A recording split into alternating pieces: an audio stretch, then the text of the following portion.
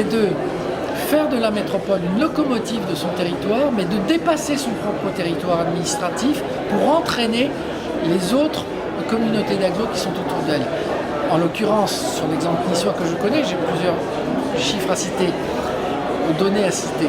La première, c'est que la métropole Nice-Côte d'Azur est la première de France en termes d'âge. C'est la première qui a été créée et efficace. Elle a été lancée en 2012. Et d'ailleurs, le président Estrosi a fait à ce moment-là un choix tout à fait stratégique, dont je le remercie puisqu'il me concerne directement, c'est de faire de Team Côte d'Azur, qui était une agence territoriale Côte d'Azur, donc départementale, l'outil de la métropole. C'est-à-dire, plutôt que de créer une agence métropolitaine, il a décidé, et il était précurseur dans ce mouvement-là, de rejoindre l'agence départementale pour l'accélérer et en devenir le leader.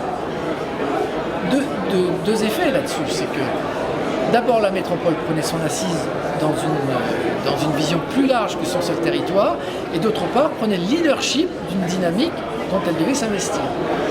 L'autre sujet, c'est que la métropole est le leader, elle doit partager ce leadership avec les agglomérations qui comptent dans leur différenciation. On a des exemples, et je crois que le plus bel exemple qu'on puisse citer sur notre territoire, c'est la French Tech Côte d'Azur. On est une des rares French Tech en France à ne pas porter le nom de Aix-Marseille, Rennes, Nantes, Lille, mais de dire French Tech Côte d'Azur, parce qu'elle a uni 4 produits phares que sont Cannes, que sont Grasse, que sont Sophia Antipolis et que sont Nice.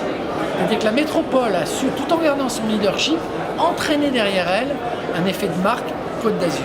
Et je crois que ça, c'est une des clés, c'est un des conseils que je donnerai à l'ensemble des acteurs, c'est d'avoir toujours la vision du collectif, tout en conservant bien sûr la vision de stratégie verticale, produits, Nice, Cannes, Grasse, qui sont quelquefois en concurrence, c'est la vie du marketing territorial, mais très souvent et le plus souvent en convergence sur le développement d'une vision transversale d'un développement.